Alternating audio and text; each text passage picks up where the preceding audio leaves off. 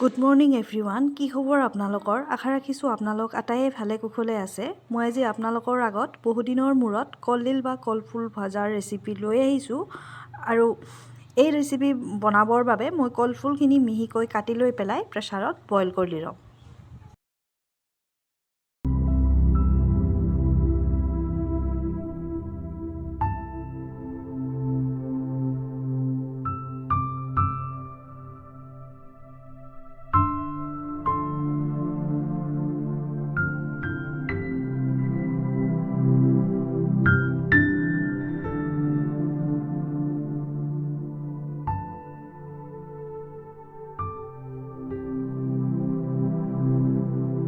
কলডিলৰ ভাজিখিনি বনাবৰ বাবে মই এটা পিঁয়াজ মিহিকৈ কাটি লৈছোঁ, নহৰু কেইটামান থেতেলি লৈছোঁ, অলপ ডালচেনি, কেইখিলামান তেজপাত, এলাচি কেইটামান, জলকীয়া কেইটামান আৰু অলপ আদা থেতেলি লৈছোঁ।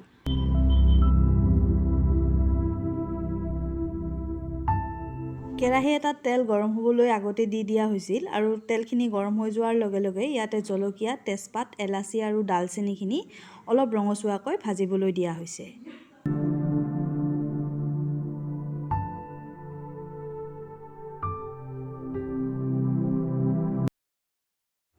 তেজপাত কেইখিলামান আৰু ডালচেনি কেইটামান ভজা হোৱাৰ পিছতেই এতিয়া ইয়াত পিঁয়াজখিনি ঢালি দিয়া হ'ল আৰু লগতে নহৰুখিনিও দি দিয়া হ'ল আৰু এনেদৰে অলপ সময় লৰাই ভালদৰে ভাজিবলৈ দিয়া হ'ল।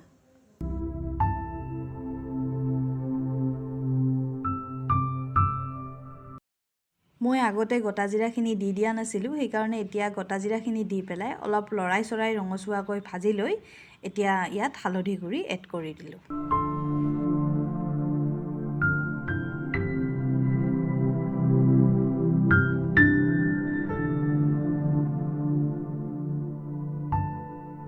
পিঁয়াজ নহৰুখিনি ভালদৰে ভজা হোৱাৰ পিছত এতিয়া আগতে বইল কৰি লোৱা কলডিলখিনি ইয়াতে ঢালি দি ভালদৰে লৰাই দি ভাজিবলৈ দিয়া হ'ল।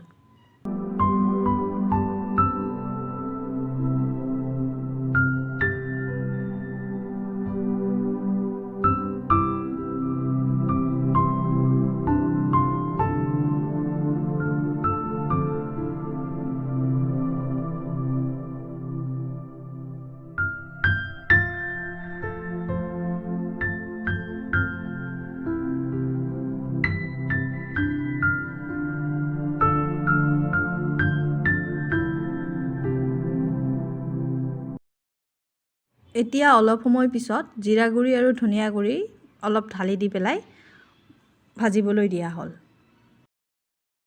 কলডিলৰ এই ৰেচিপিৰ বাবে আজি মই আঠিয়া কল বা ভীমকলৰ কলডিলহে ব্যৱহাৰ কৰিছোঁ, কাৰণ এই কলৰ কলডিল বৰ ঔষধি গুণেৰে সমাহাৰ আৰু ইয়াক খাবলৈও বৰ ভাল লাগে। অইন কলৰ কলডিলৰ নিচিনা তিতা বা কেঁহা নালাগে।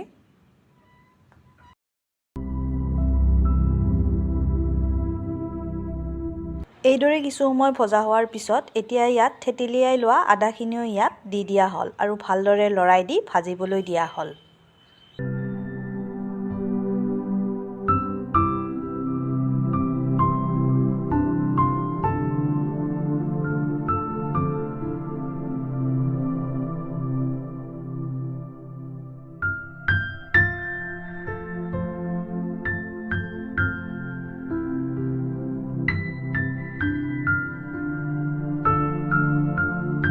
প্ৰায় 10-15 মিনিটমান সময় কলফুলখিনি ভজাৰ পিছত পানীখিনি নাইকিয়া হোৱাত আঠা সিঠা হৈ যোৱাৰ লগে লগেই কলফুলৰ ভাজি আমাৰ ৰেডি হৈ গ'ল।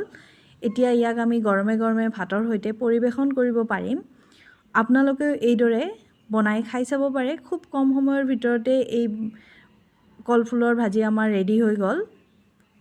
মোৰ এই ভিডিঅ'টো ভাল লাগিলে আপোনালোকে মোৰ এই চেনেলটো লাইক, শ্বেয়াৰ আৰু ছাবস্ক্ৰাইব কৰিবলৈ নাপাহৰিব। পুনৰ আন এটি নতুন ভিডিঅ'ৰ সৈতে লগ পোৱাৰ আশাৰে আজিলৈ সামৰিছোঁ। ধন্যবাদ।